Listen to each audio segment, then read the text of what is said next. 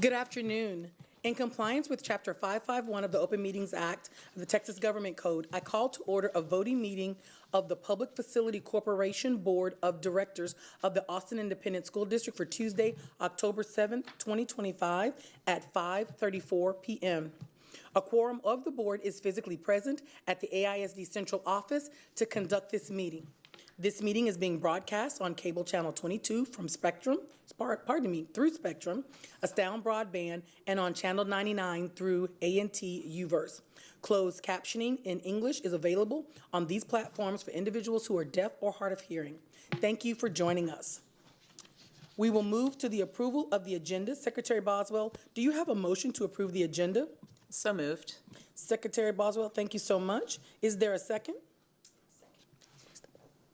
A second. Thank you, Director Alfiso.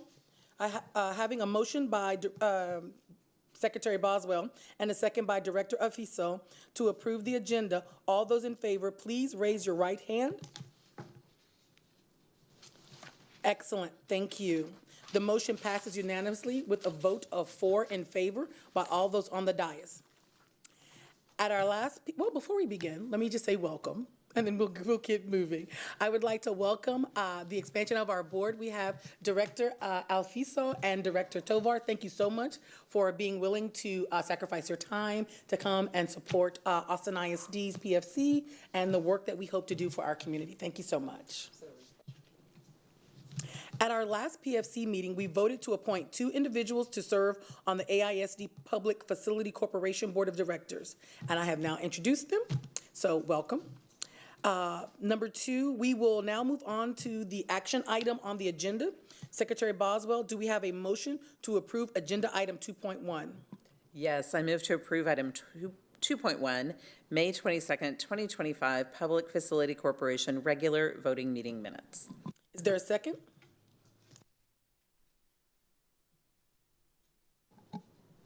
I second. Thank you. Directors, any questions or comments?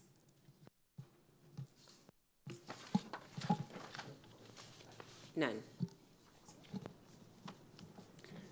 So this is the action on moving forward at Anita Coy with the, I don't have the agenda in front of me. Oh, sorry.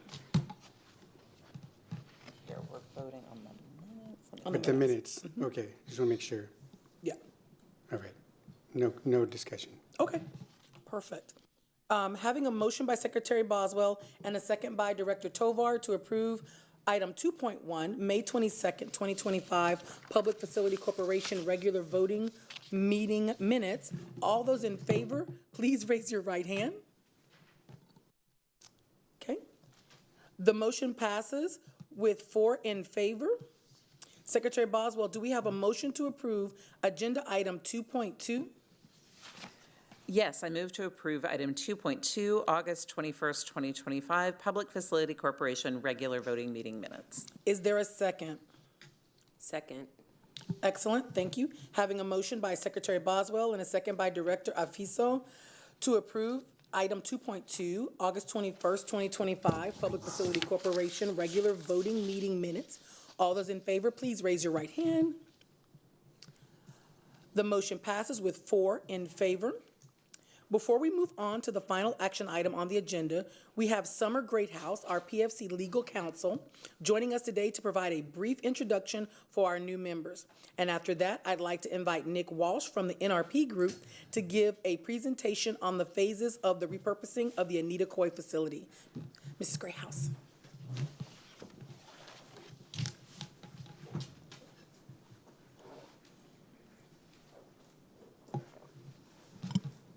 Good afternoon. I think we could probably go ahead and have Nick come up now as well. And so then that way we can just kind of roll from my presentation directly into his. So what I'll do is I'll give just a really brief overview of the PFC and then a brief overview of the project, and then he can go a little more in depth into the project.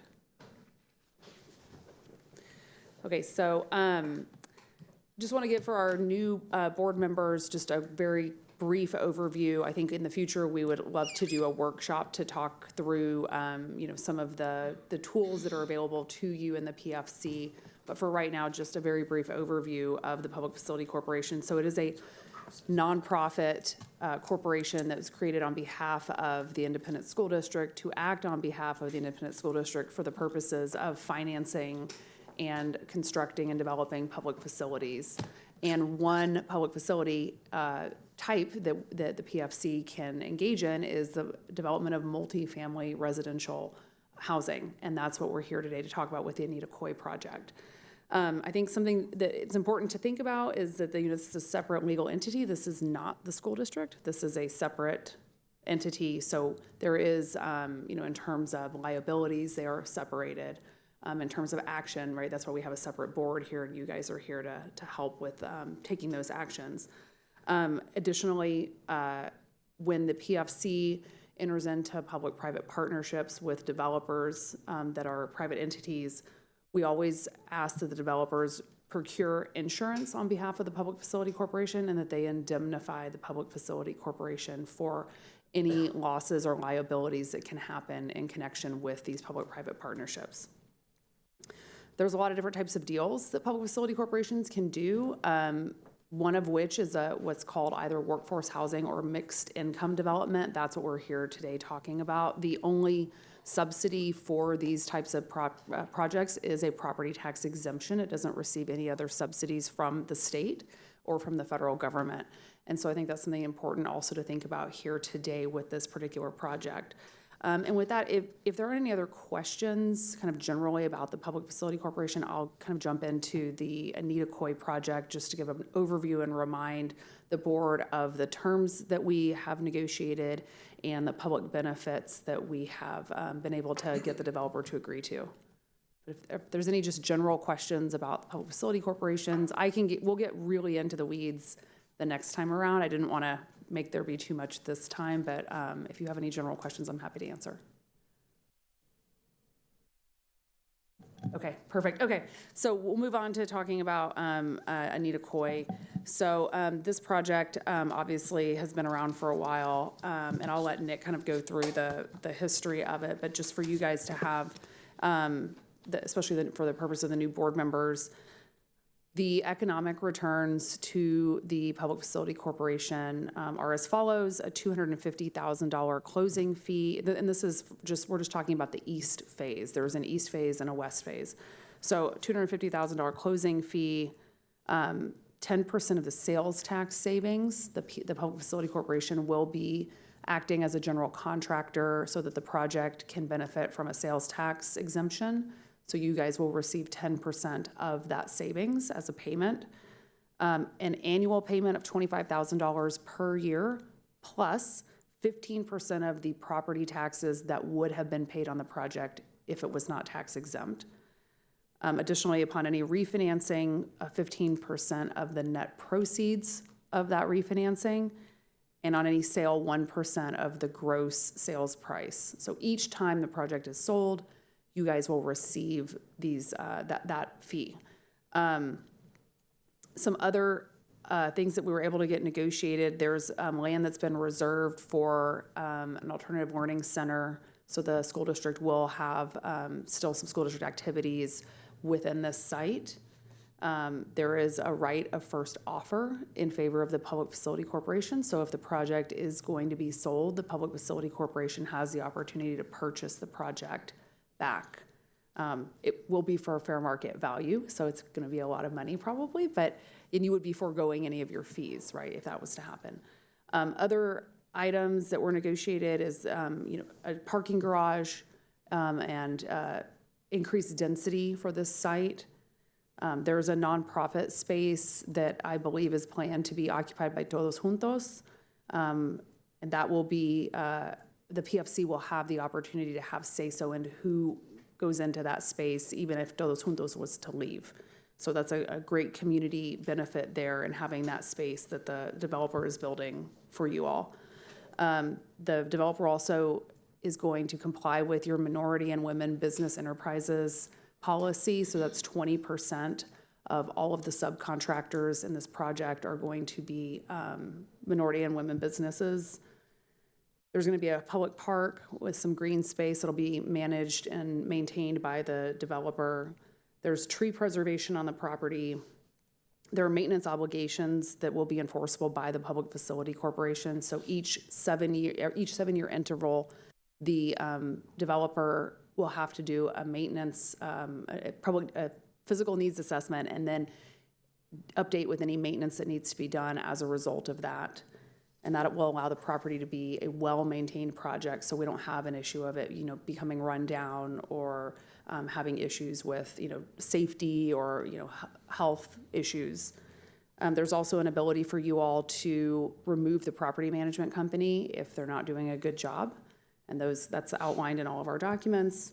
The Texas Department of Housing and Community Affairs will also be maintaining a file on this project. There will be annual compliance monitoring reports that will be due.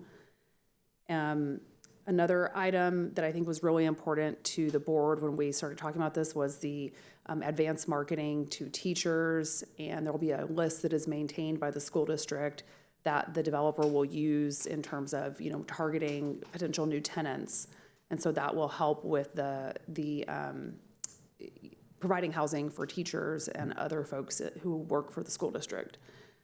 Additionally, there is an emphasis on family size units here, 3-bedroom and 2-bedroom units. There are no studio apartments in this development. So that again goes to the idea of, having housing for students and folks with families. There's a guaranteed 40 years of affordability here, which is the same as low-income housing tax credit projects. A lot of PFCs around the state don't do that. For example, the Austin Housing Authority doesn't do that. So, but you guys are doing that, and that is, I think, a really big benefit for the community. And that is it. So those are all it's a lot, but those are the terms that we were able to negotiate on behalf that are, community benefit and benefit to the school district. And I'll let Nick go into it from here. Sure. Well, thank you, President Hunter and Secretary Boswell, and of course, special welcome to our new board members, and also good to see you as well. Very excited to be back for what is the final approval. Can you guys hear me? Okay. The final approval for East. And so as you know, this project has been split into 2 phases, East and West. So I think it was literally a year ago when we finalized everything that Summer just went into. We finalized the term sheets for East and West. Since then, we've spent the last year actually going through the permitting process with the city of Austin, clearing those hurdles, as well as locking in capital partners for this transaction. And so the first phase is ready. We are shovel ready. We are about 1.5 months out from putting a shovel in the ground on the first phase.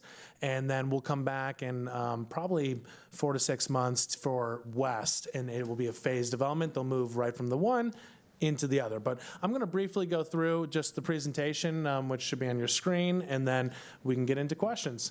So again, tonight is for Anita Coy East.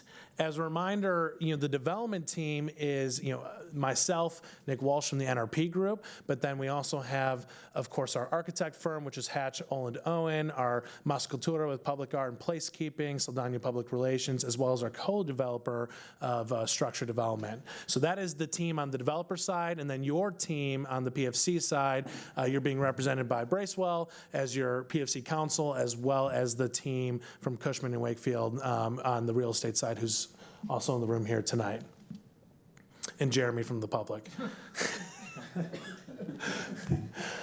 So this is the overall timeline from the last couple of years. I think, as many of you know, especially our board member here, Mr. Tovar, this has been going on for a long, long time. The community's been very, very involved in this site for a very, very long time, but our involvement as a development team really started when the AISD trustees voted to put out a request for proposals that was issued summer of 2023. There was an interview process, there was, several rounds of that, and ultimately NRP was selected as the master developer for the property, and that was officially approved by the Board of Trustees in November 2023. So that officially began my journey with this project. So we are going on almost 2 years now, and in almost 2 years to the date of that November approval, we will be officially closing on the first phase of the transaction. So very excited, but what's happened since there? So starting in 2024, that began the rezoning process. That took nearly a year to go through the rezoning and the neighborhood plan amendment. There was also due diligence efforts that began at that time. So this site is extremely challenging. There is City of Austin Atlas 14 floodplain that had to be studied. There was beautiful, beautiful trees all across the site, which took immense coordination because we weren't trying to get rid of, nor are you even allowed to get rid of a lot of those heritage trees. So trying to work around them, preserve them, but still get the density that this board asked us to provide. So that was really the first year. So that was all of 2024.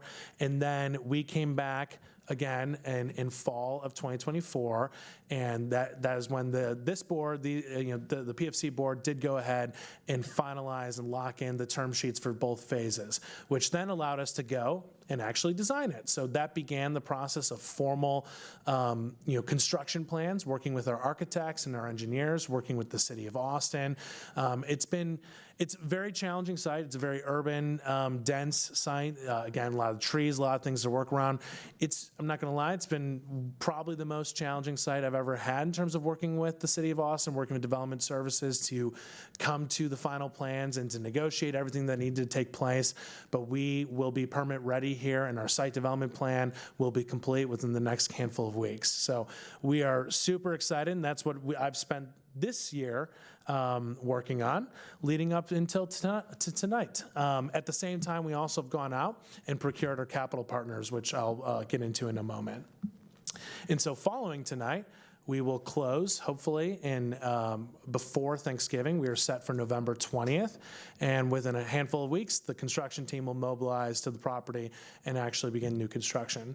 I would be remiss if I forgot to mention, we actually began starting in starting at the end of June, start of July, we actually began the environmental remediation at the property. And so this has actually been much more significant and timely than I think we thought going in. This is a large facility, first built in the 1950s and later on expanded. So there was a lot of asbestos-containing materials. There was also other hazardous materials. Think about certain light bulbs, thermometers, things like that you can't just take to a landfill. They actually have to be removed, classified, and taken to very specific landfills. So for the last 90 days, we've had a remediation contractor at the property. It's overseen through a licensed environmental remediation expert. There's closeout reports, it involves the TCEQ, and it's been very intense, but that process has been going on for over 90 days now, and we are transitioning then. Once that is complete, demolition is actually beginning. I think it will be beginning as early as this week. So the existing facility, now that the environmental remediation's been addressed, the demolition will begin. And so hopefully when we go ahead and begin, when we close in late November, we should hopefully have a shovel-ready site, and all of that demolition and remediation activities should be complete. Okay, so Summer kind of hit on a lot of this, but through the years, whether it was through the Board of Trustees, through community engagement that had been done by AISD, through community engagement by NRP, these were kind of the 8 more or less goals that really stuck out, that really led to where we were. And so this was what you guys gave me. This is the same slide actually from a year ago, but I wanted to give you an update on where we landed on everything now that we're almost putting a shovel in the ground. So, the first and foremost, designing for neighborhood harmony. That was a big thing we heard through the rezoning process. There was a lot of concern with potential height at the property. The zoning allowed for up to 90 feet. And so working with the community, we actually respected, even though they no longer were in place, residential setbacks. And so where we are approximate to single-family housing, both projects are only 4 stories. And so that's something that, at y'all's request, we did make those changes. And in total, we have limited ourselves to 60 feet, which the community was frankly thrilled to hear, especially in our follow-up meetings, and especially knowing that we had that ability to go up to 90, but we did, hearing you all, hearing the community, we limited ourselves, and we were still able to get significant density at the property. So that was really, really important. Another thing, are we board members? We're not trustees. What are we? Directors. Director Boswell, or Secretary Boswell, I guess, you really pushed us on, the whole board did, on family-sized units. Anytime we build a market rate or mixed income property, and you can look at our website, you can look at anything else we've done in Austin, studios, 1 bedrooms, and some 2 bedrooms. And you guys said, that's not good enough, and that's not gonna work.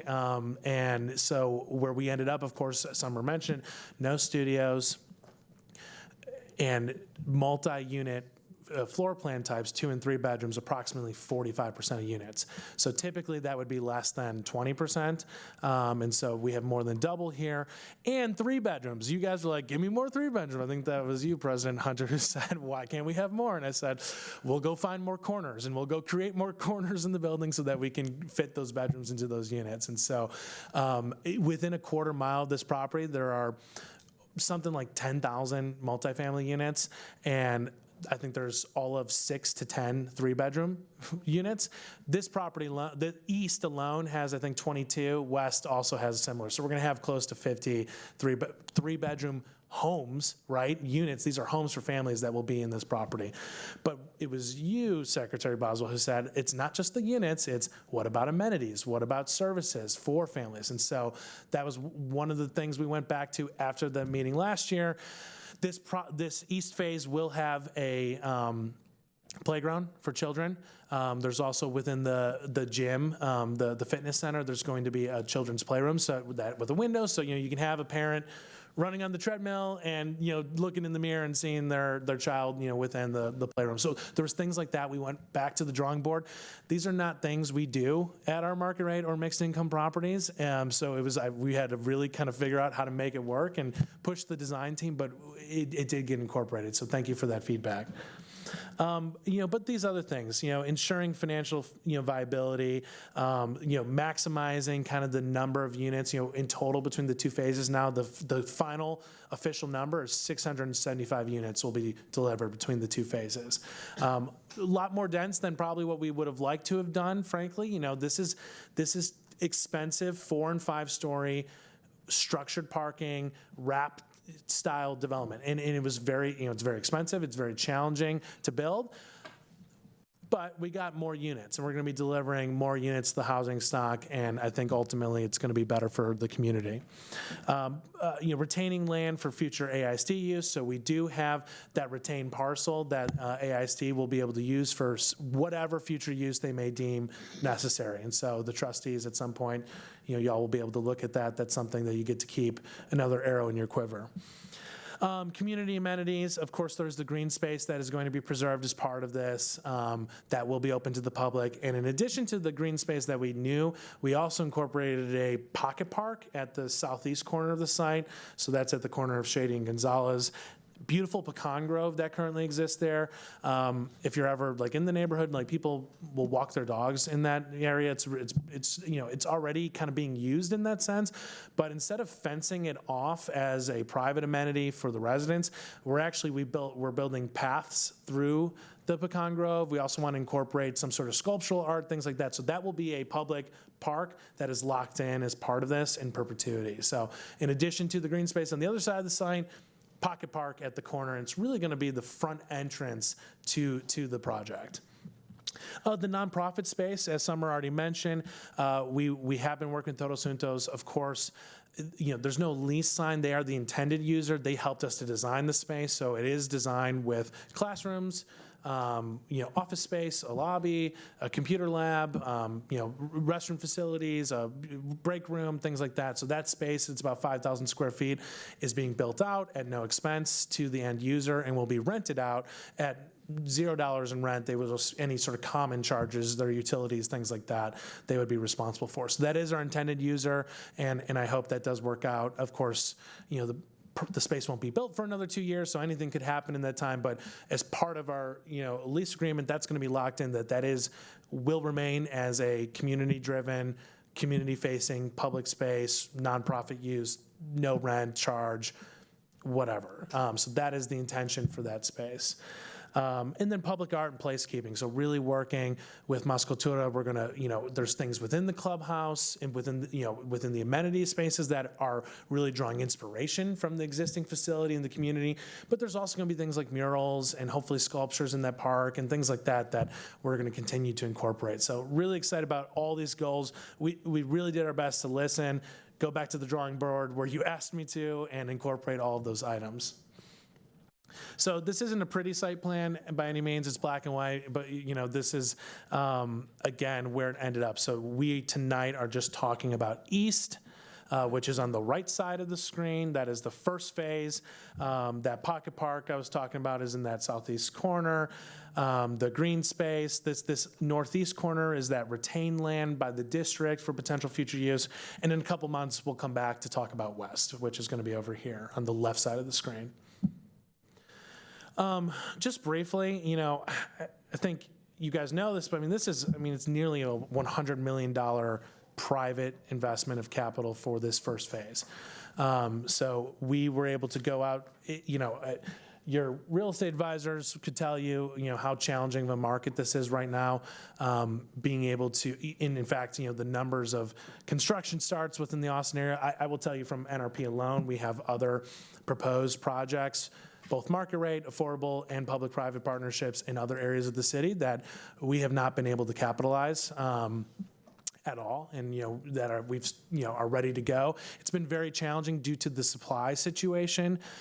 I personally think that's temporary. I believe that all of those units are being absorbed, and people, and you've seen a unique thing about Austin that you've not seen in other urban areas where rents have actually decreased, which has proven what we yell from the rooftops all the time, which is that if you build the units, if you continue to build at the scale that is necessary for the population growth that has come here, but also continues to move here, that it can actually impact rents. And it can impact the housing affordability from a market standpoint. So that being said, that makes it challenging to build new things because banks and investors are looking for where is their best bet for their money. So it was challenging, and especially a project of this size, approaching $100 million, that is a fat check that they had to write. But we were able to negotiate and come to terms with two capital partners here. So the investor limited partner is Clarion Partners. They're a huge multinational real estate investment trust. They're actually investing through their opportunity zone fund. So this census tract is an opportunity zone, which means there's added benefits for those investors.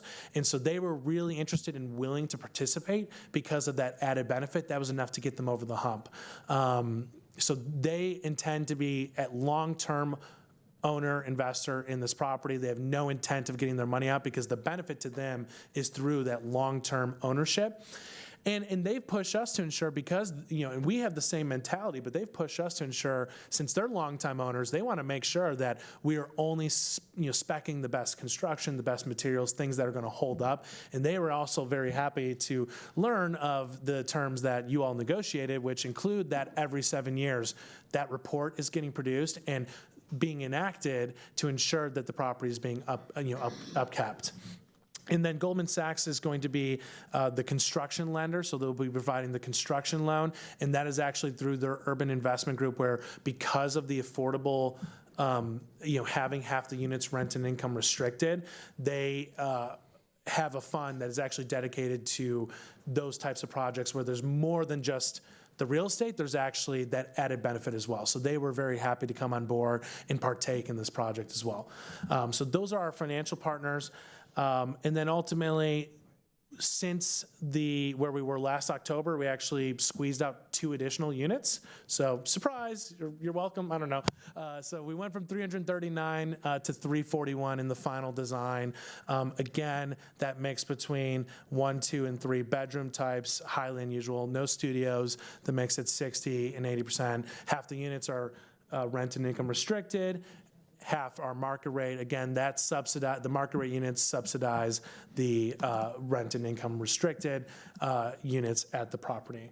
And then, housing choice vouchers are accepted. That's something that is really important. If you guys know about that program, sometimes one of the most challenging things for the families who receive that assistance is actually finding properties that accept it. Well, we are legally bound to through our partnership and now through state law, and it's something that we actually have at our other properties in Austin and elsewhere in the state where we have been able to house those families in these types of partnerships. So that concludes. I have a ton of things in the appendix. If we want to get into it, I know I've already been talking for a while.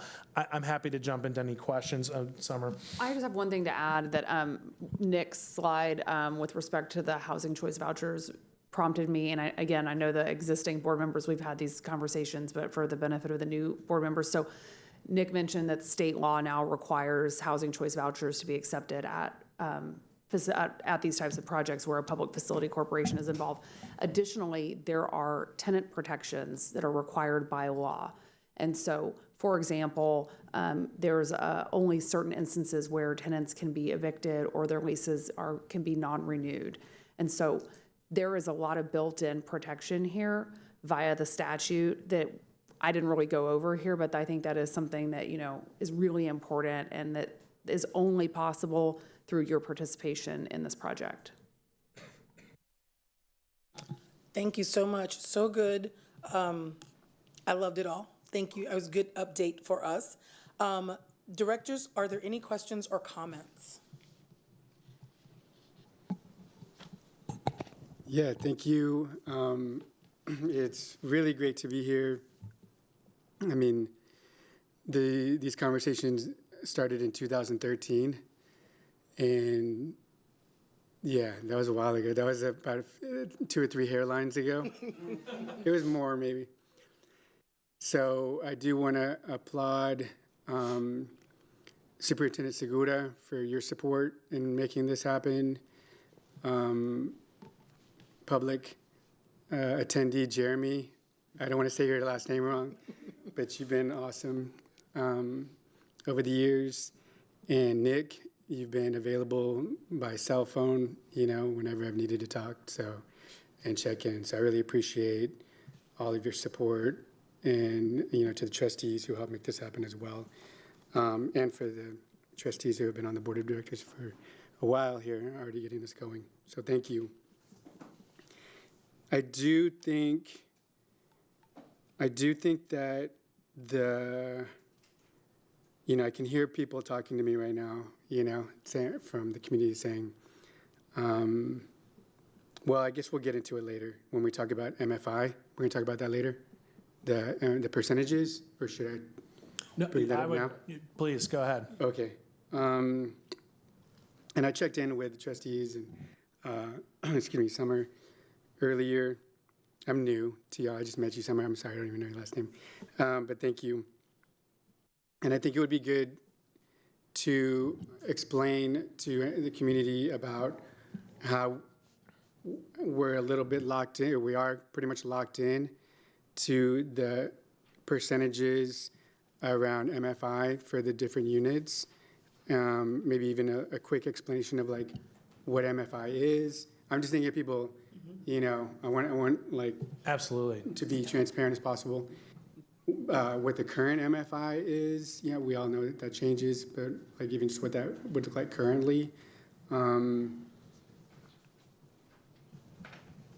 then what it would mean if we were to try to negotiate that or, change that now. And I know we just had that conversation before we started, so thank you. No, great question. I'll start with it, Director Tovar. So The current affordability at the project and what it's intended to be is the 10% at 60% of the MFI and 40% at 80%. And so that is under Chapter 303 of of the local government code, that is the affordability that's prescribed within statute. Now, that doesn't mean you couldn't go above it if that's what this board had wanted to do. And so just to take you through, there was a lot of conversations, a lot of back and forth, and even in the RFP process, there was a lot of back and forth. And part of the concern in how we spent a lot of time in 2024 before coming to the board last October when we signed the term sheets. Leading up to that, there had been a housing survey done a handful of years ago, but we realized to really lock in on the affordability, there needed to be a subsequent study. And so working with some former staff members of the district and others, we were able to send out a much more detailed survey, specifically trying to reach teachers and staff members of the district to ascertain.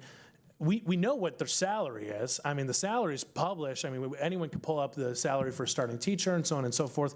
We don't necessarily know the household makeup and if there was other income earners within the household. And so we were able to actually send out a very detailed survey. I mean, it wasn't a scientific study by any means, but we did have, I think, somewhere in the ballpark of about 1,000 folks respond to that survey. And based on that data, there was a lot of work to crunch the numbers and actually see where do teachers and staff members of the district fall. And that was one of the challenges of the district forming a PFC and using their asset, which is this property. There are, I partner with the Housing Authority, I partner with the Travis County Housing Authority, Strategic, HFC. There's other entities that do LIHTC and do deeply affordable housing and public housing, but the district really approached this, or at the time the conversation was about approaching this, how can we best serve and prioritize income levels that will serve our teachers and staff members? And so the results of that survey, when factoring in if there was maybe perhaps a second job or something in the summertime or a second income earner, or if there were children in the household. When we were able to actually crunch those numbers, the results were that the vast majority, it was somewhere in the 80% range of the respondents, fell between 70 and 110% of the AMI. And so when thinking about the affordability at the property and where those units were reserved, the minimum, the state minimum of the 10% at 60% of the AMI is where that landed. And I'll tell you today where the Austin single person 60% AMI is, it falls below the starting salary for a new year one AISD teacher. And so that, the conversations at the time with staff and with the directors at the time is really what led to where the affordability was, but also that was from the, straight up from the conversation about how to best serve teachers and staff. But then there was the conversation around the financial viability of the property, which is, do we want more things? Do we want to do a nonprofit space, or do we want to have this? And so there was a lot of conversations, because there was a lot of other items too that maybe were originally part of the wants list that ended up falling off as we made hard decisions as this came to be. But and I'll let Summer talk, but that's basically the summary of really over the last 2 years. And then at that meeting in October of 2024, that's when the term sheets for these two phases were locked in. And that's what we were able to go and design off of, and build construction plans and sign up capital partners off of those terms that were approved this past October. Summer, if I may, before you begin, part of Director Tovar's question was really important. He's still in my lines. Like I always say, make it plain. I'm going to have to get new lines. But he asked about, to tell us what MFI was, AMI, and then how that changes annually. And I always run to the Travis County to see what it is. I'm not moving, but I just always want to know what it is. And I think that's, people should go back and choose to watch this. I don't think they will, but if they do, they will have that explanation embedded. Absolutely. Oh, sorry, I don't know if that was for me or Summer.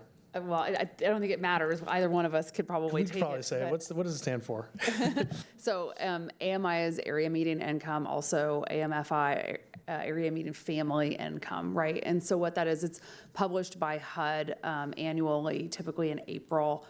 And we're required by statute to use the HUD published AMI for purposes of PFC partnerships. And as Nick mentioned, this project 10% at 60% of AMI and 40% at 80% of AMI, which is the statutory minimum for these types of projects. So what I have, I believe this is from last year. So just to give you an idea of what those numbers, because like it's percentages, right? Like who knows what that actually is. In terms of dollars for a single person at 60% of AMI, 52,920. And I think that, I believe these numbers are last year's numbers. And 80% of AMI is 70,560. So, and then for a family of four, for example, 60% AMI is 75,600, and at 80% of AMI, it's $100,800. And then, so these units are both income restricted and rent restricted. And what that means is it's income restricted, so you have to qualify. That's what we just talked about, is the income level. So you have to make that level of income or less to qualify for those units that are reserved for either the 60% or the 80% AMI families.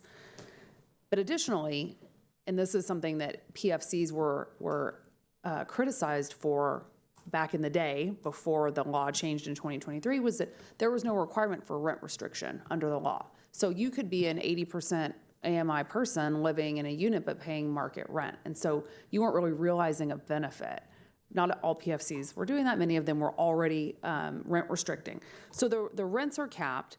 And so the numbers that I have here, again, which I believe are from last year, so for a one bedroom at the 60% AMI level, that translates to a rent of $1,417. At the 80% AMI level, that's $1,890. And then if we're looking at a three bedroom unit, 60% AMI is $1,965. And at 80% AMI, it's $2,621. And to provide some context, this is probably the most stark, but for a three-bedroom unit, mind you, there's only a handful in this neighborhood, but the current going rate for a three-bedroom unit, market rate, exceeds $3,300.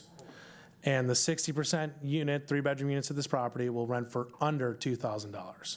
So that's the starkest example, of course, but there is a third-party report that was conducted on y'all's behalf that is required under the law as well. And I think the rent reduction alone was somewhere in the ballpark of $2.5 to $3 million over like a 10-year horizon. And so obviously things change, market conditions change. Hopefully supply will continue and rents will continue to go down. And maybe, I don't know if that's going to happen, but there is that rent benefit. And again, not only is the rent restriction in place, but the fact that it's income restricted means that just because I make more money doesn't mean I can take advantage of that lower, if that market rent happened to go down, I can't take that unit away from someone who falls below that threshold. And that's part of the problem too. In housing, we often have filtering where, the highest income earners will take that nicest apartment, and then it just trickles down and you continue to move down the totem pole. So in this case, this is going to be the nicest apartment, and half of them will be for those at those levels. It will be restricted to them. It's not, hey, we can't find someone, we'll just put someone in there. No, it has to be, it has to be reserved for folks making it at those levels. And you just said something that reminded me also, again, for benefit of our newer members. So all of the units will be equipped exactly the same, right? So it's not like there's nice units with granite countertops and those are the market rate units. Everybody's going to have the same unit finishes, the same access to amenities. So that's, I think, really important also, is that it's not like, okay, well, yes, you have really nice apartments for the market rate folks and then not so nice ones for the income and rent restricted. It's the same building, right? And we've seen that, there are a lot of critiques of programs in other states where there was different doors. I was going to say the pour door. The pour door, The right? pour door. I'm And not a big so- fan of the pour door. Yep, and so not only is the same unit finishes, but you said it right, but access to amenities. There's no additional, you want to use the pool, you have to pay us $100. That's not allowed. It's not allowed under your terms in the lease, and it will never be allowed at this project. You will not know If your neighbor is in a 60% unit or your neighbor's in a market rate unit, you would never know. That's right. And then, so I do think just one other thing that I just wanted to touch on, based on your question, Director, is that, and I've talked about this, and I wish that we had maybe scheduled the workshop today, but it would have just made for a very long meeting.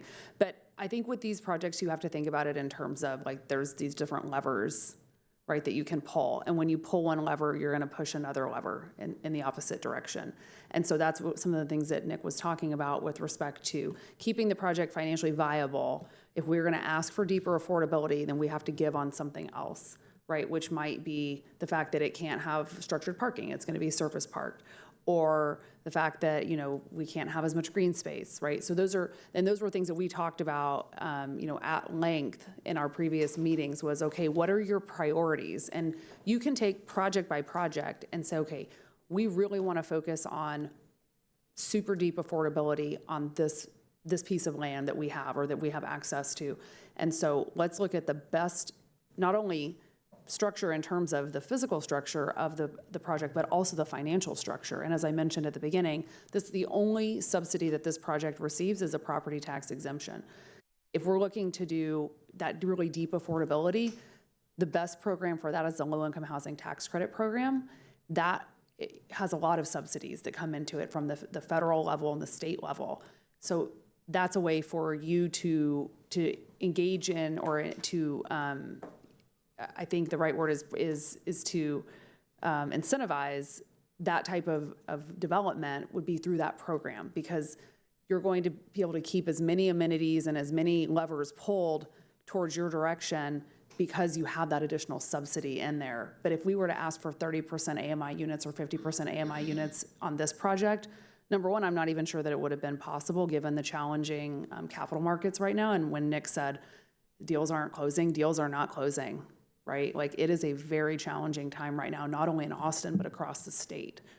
Deals are just not able to make. The capital markets were spooked by multiple things, not only at the federal level, but also at the state level. But we would have to have given on a lot more of those levers. And so based on what the priorities were that were stated, you know, priorities of the district at the time that were stated, that was the reason that we talked about keeping the affordability where it was, number one, because it met the teachers and the district demographics, but also because there were a lot of other priorities that were met by this project. And then I will just add, I also do low-income housing tax credit projects. I know some of you have had a chance to see some of them. Beautiful projects, and if there's a future where this PFC wants to look at other opportunities to do something like that, I will be first in line raising my hand to partner with y'all. So it is a unique and separate program, again, with a ton of federal subsidy in the tunes of tens of millions of dollars, unlike this, which is completely private capital that's being invested. So There was one more thing on Mr. Tovar's question. Director Tovar's question was huge. And Nick, you did mention this, so you might just want to mention it again. You mentioned the one-to-one, was it one-to-one, market to affordable, that the market actually subsidizes the affordable. correct. So as Summer was saying, the only direct subsidy is the fact that the project does not pay property taxes. Well, right now the property doesn't, it's exempt anyway because it's been a school since 1956. But that being said, because of that, you're taking one of your largest operating expenses out of the capital stack, which allows you to be able to have a larger mortgage on the property. So that's how you make it work. And so those market units then are able to subsidize those lower units, and together you can cover the debt on that larger mortgage that you're able to obtain. And so that is the subsidy here. On the line tax, on the low-income housing tax credit program, there's also a property tax exemption, but then instead of getting equity where the investor needs to make a return, a risk-adjusted return better than the stock market, better than something else, it's not the same. You're getting credits from the federal government that actually subsidize the overall cost of the project. So two very unique programs. Not to get political, but in Texas, I wish we had more programs. Other states have pots of funding at the state level to invest in workforce housing and to be creative. We don't. We have this tool, and that's it. And we're able to be creative with it and get in this instance, it's 100 and, it's 150 units that are going to be rent and income restricted, so. Thank you. Other directors? I do. I'm kind of like Director Tovar. I can hear the questions already. Mine is particularly on construction. Nick, you said November 20th is when when NRP is looking to break ground and start construction? That we will have the financial closing on November 20th. So at that point, we will enter into the ground lease. We will close on the construction loan and all that. In terms of actually mobilizing the new construction piece, because mind you, we're out there right now doing demolition and abatement. In terms of mobilizing the new construction portion of this, once we close, there's a little bit of a lapse sometimes with the city of Austin. They literally stamped plans and had to do all that. They had to go out, there's environmental inspection. Tree protection needs to go up. That's extremely important, especially at a site like that, like this property. So within 30 days of November 20th, it will be a full-on construction site. Okay, also congratulations on getting those permits worked out with the city. I was part of those conversations and we weren't even having these meetings yet. But I'm thinking about the community that lives there.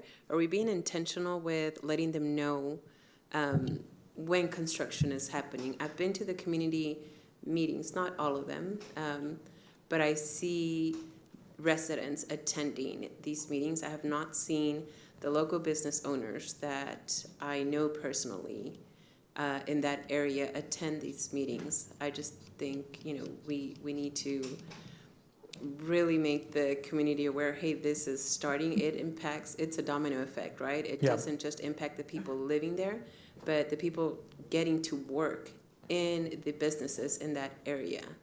So That's a absolutely fantastic point. So, it's going to be a construction site, and that's, as all you know, that's a mess. And so what we've done to this point is we have had signage out the property, QR codes. We've canvassed the neighborhood, including the businesses. I wish the business owners would attend, like you said, because I think they'd be great word of mouth, frankly, to their customers coming. So maybe we can, especially if you have personal relationships, maybe I can enlist you to assist in that. But we have built up a pretty significant interest list.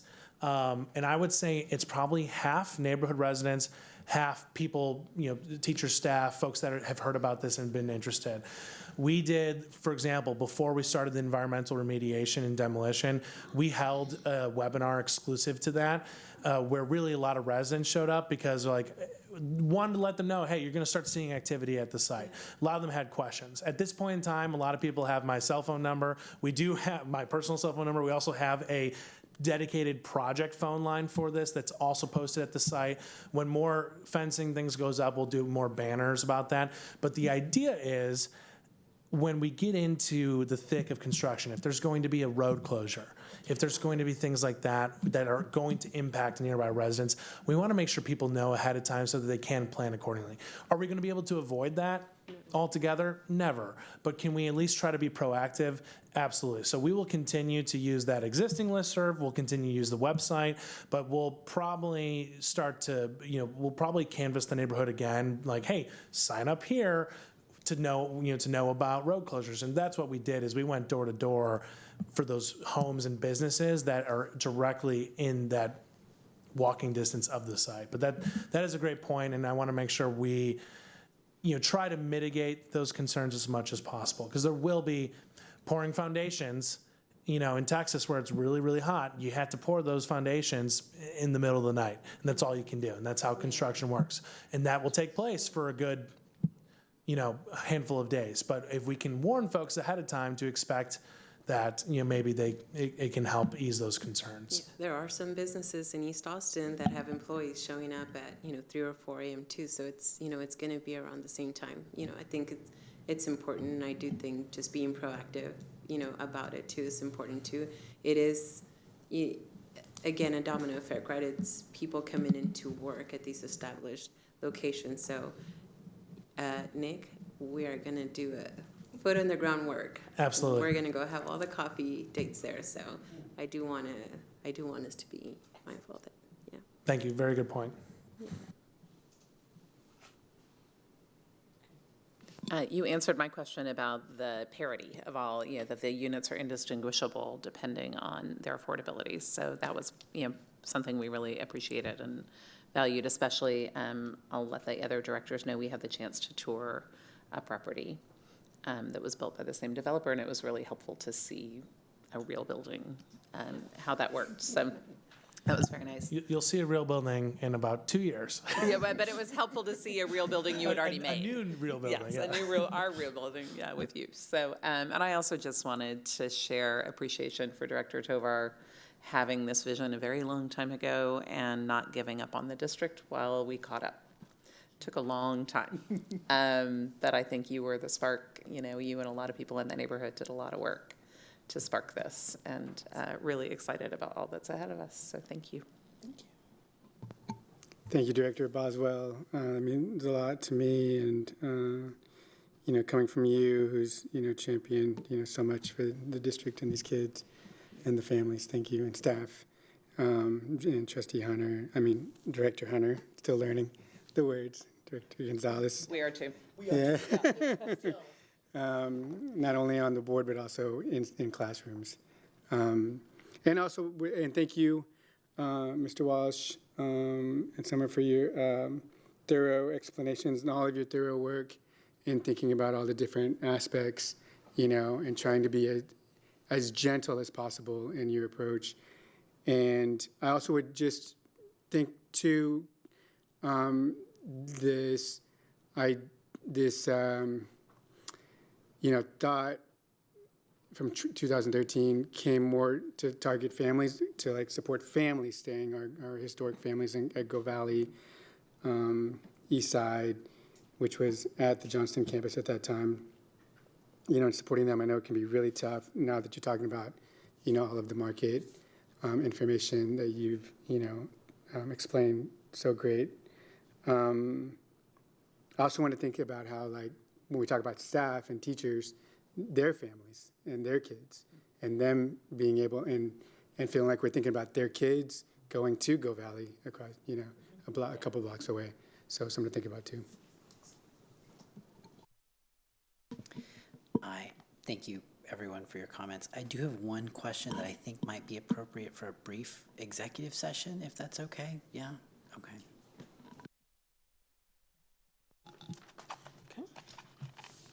Who needs to come with us? Okay. I'm gonna do this on the fly because we don't have any sort of thing now. Do I have endings for exec section? I don't have one. There's supposed to be a lot of Can I- 555s. Can I move for a brief executive session? I think that's what we're gonna have to do. That's acceptable. Kenneth, Summer, do you know?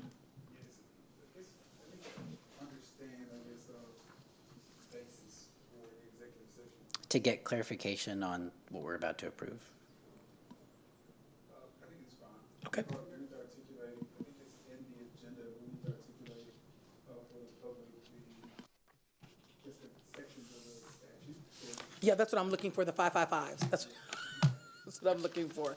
And I don't have those. Is it in the agenda, Nate? It's not in this, it might be, but it's not in this one. Yeah, it's on the website, I can send it to you. Well, I don't have my phone, so send it to one of the other directors. Okay, here we go.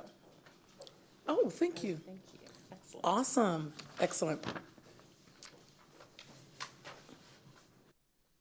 All right, we're now gonna take a brief, executives, to go out to out to executive session to, consult with legal counsel. Pardon? Or board counsel, in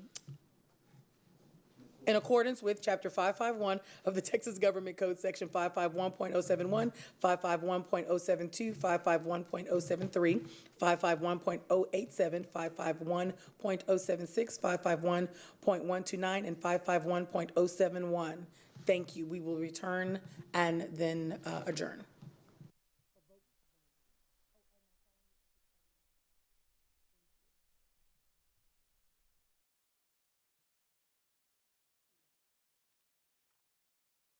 Thank you so much. We are returning to the open meeting at 6:53 PM. We've received advice from our council. We are still at the portion where directors are asking questions and comments.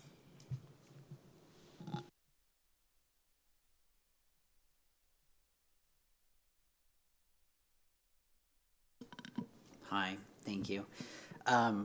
So my question was about some of the language, I guess, that was at the end of the agenda item posting below the table, where you talk about some of the benefits to AISD employees that might be applying to live in the complex, and how the deal affects their application fee or the background check fee. And I guess my question would be, if there is an opportunity to expand that consideration to not only apply to AISD employees, but also to AISD families, and if that consideration were to be included at this point, what the consequence of considering something like that might be. I think that's a great idea. So there's two pieces of it. So there's the preferred employer, which is the waiving of the fees, which I think you're referring to. I have to get back to you on the mechanics of it. I am not opposed to that at all. We have done preferred employers in all kinds of cities with different things, and so I think it's similar. I just, with the preferred employer, we receive pay stubs, so it's very easy. So it's like, I don't know, do you bring in your son's report card? Maybe, maybe that's what it is, and we can figure that out. I think we could figure that out. I don't see a reason why we couldn't figure out a way to do that, so that AISD families have that benefit as well. I don't know if council had anything to offer. I don't have anything else additional. I think that's a really good idea. I just want to say, because again, that's, it was part of the early conversations were also not just about serving teachers and staff, but about also keeping families in these neighborhoods, in these communities where they've been pushed out of these communities. And so part of the reason why the school facility, had to shut down in the first place. Thank you. I appreciate that. And it was really trying to build on some of the comments that were made by Director Tovar. And if that possibility does exist, in fact, for the east wing of this complex, I'd be very much interested in exploring that at this time. And if it doesn't, given the constraints and some of the challenges that you mentioned earlier about continuing on with the deal, at the very least, expanding that consideration to the west. That's my personal preference. Yeah. I'm not sure how other directors No, feel. I think, I don't want to back myself into a corner. I think we could figure out how to do that. I don't think that's going to be prohibitive by any means. And so I will take this back to the management team, and we can figure out how do we get this in East as well. Thank you. That's the only concern I had. Thank you. Anyone else? Okay. I'm so sorry. Secretary Boswell, do we have a motion to approve agenda item 2.3? Yes, I move to approve item 2.3, resolution authorizing the Anita Apartments East transaction. Is there a second? Second. Directors, any further comments or questions on that part? Okay. Having a motion by Secretary Boswell and a second by Director Gonzalez to approve item 2.3, resolution authorizing Anita Coy Apartments East transaction. All those in favor, please raise your right hand. Excellent. The motion passes unanimously. Thank you, everyone. This concludes our meeting. Excellent. Secretary Boswell, one more. Secretary Boswell, do I have a motion to adjourn the meeting? So moved. The meeting is adjourned at 6:57. Good job, everyone.